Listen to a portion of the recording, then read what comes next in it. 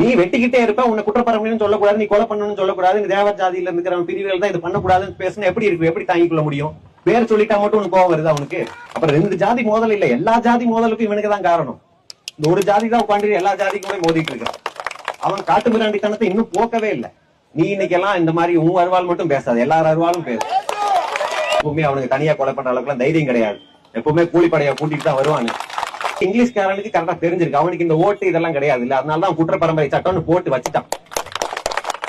அந்த சட்டம் போனதுக்கு அப்புறம் இவனுக்கு பழையபடி குற்றம் செய்ய ஆரம்பிச்சிட்டாங்க. இதெல்லாம் பேசுவது இதெல்லாம் பேசணும், ஒரு 2 ஜாதிக்கு இடையில மோதலை உண்டாக்கணும்ங்கிறதெல்லாம் நம்ம பேசுறது கிடையாது. இப்படி என்னதான் அவங்களுக்கு கௌரவம்னு தெரியல. குற்றப்பரம்பரையில் இருந்துட்டு அவங்களுக்கு என்ன பெரிய கௌரவம் கிடைக்குது? அந்த பொண்ணு 10 வருஷம் காதலிச்சிருக்கா அந்த பையனை வெட்டிட்ட. இனி எந்த ஆம்பளை உங்க ஜாதியில அந்த பொண்ணு கல்யாணம் பண்ணி போறீங்க? அப்படி கௌரவமான ஆம்பளை யார் இருக்கிறீங்க உங்க ஜாதியில? தேவேந்திர குல வேளாளர் இளைஞர்கள் தேடி போய் கலப்பு திருமணம் எல்லாம் செய்யாதீங்கன்றதுதான் எங்களுடைய நிலைப்பாடு. அதான் நம்ம சமுதாயத்தில் நல்ல பொண்ணுகள் எல்லாம் இருக்கிறாங்க, அதெல்லாம் ஒன்னும் குறைபாடெல்லாம் கிடையாது. அங்க இருக்க இல்லாதது ஒண்ணு இங்க இல்ல. கவினோட அப்பா ஒரு விவசாயியா இருந்திருக்கிறாரு, அவங்க அம்மா டீச்சர். அவங்க பையன் எப்படி படிச்சு ஐடி வேலைக்கு போய் நல்லா சம்பாதிக்கிறான். 2 போலீஸோடைய பையன் என்னவா இருந்திருக்கணும்? இன்னும் பெரிய போலீஸ் அதிகாரி ஆகலாம் நினைச்சிருக்கலாம், நல்ல மருத்துவர் ஆகணும்னு நினைச்சிருக்கலாம், இன்ஜினியர் ஆகணும், ஏதோ தொழில் செய்யலாம் நினைச்சிருக்கலாம். ஆனா அவனை ரவுடி ஆக்கி வச்சிருக்காங்க. கையில அருவா வச்சுட்டு ரவுடி ஆக்கி கூலிப்படை கும்பலா பொறுக்கி பையனா ஆக்கி வச்சிருக்காங்க. வெட்டுப்பட்டவங்க எந்த ஜாதின்னு சொல்ல தெரிஞ்ச தமிழ்நாட்டுக்கு வெட்டுறவன் எந்த ஜாதின்னு சொல்ல தெரியல. வெட்டணும் ஒரே ஜாதி தான். மருத்துவம் படிச்சுட்டு இதுதான் பேச வைக்கிறாங்க. நாங்க படிங்கிறோம், நீ வெட்டு கூத்துன்னு.